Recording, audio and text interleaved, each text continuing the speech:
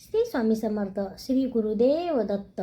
मंडळी, श्री दत्तात्रयाच्या पाठीमागे जी असलेली गाय आहे त्याच्याबद्दल मी सविस्तर माहिती लिहून दिलेली आहे. नक्कीच वाचावी किंवा ऐकावी.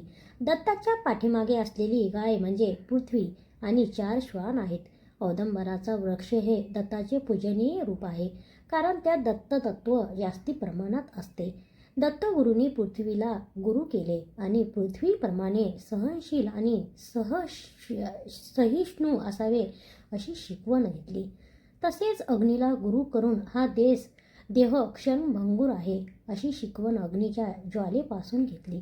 अशा प्रकारे चराचरातील प्रत्येक वस्तूमध्ये ईश्वराचे अस्तित्व पाहण्यासाठी म्हणून दत्तगुरूंनी 24 गुरु केले. दत्त दररोज खूप भ्रमण करीत.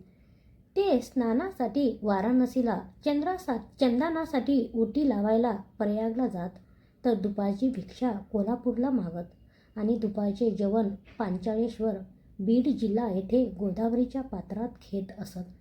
तांबूल भक्षणासाठी मराठवाड्यातील बीड जिल्ह्यात राक्षसभुवन येथे जात, तर प्रवचन आणि कीर्तन ऐकण्यासाठी नेमिषारण्यात बिहार येथे पोहोचत. निंद्रेसाठी मात्र माहूरगडावर जात आणि योग गिरनार इथे करीत.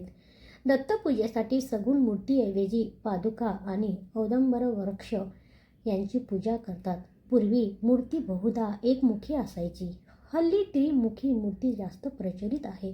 दत्त हा गुरुदेव आहे. दत्तात्रेयांना परम गुरु मानले आहे. त्यांची उपासना गुरु स्वरूपातच करावयाची असते. श्री गुरुदेव दत्त, श्री गुरुदेव असा त्यांचा जयघोष करतात. दिगंबरा श्रीपादवल्लभ दिगंबरा ही नामधून आहे आणि दत्तात्रयाच्या खांद्याला एक झोळी असते. तिचा भावार्थ याचप्रमाणे आहे. झोळी हे मधमाशीचे प्रतीक आहे.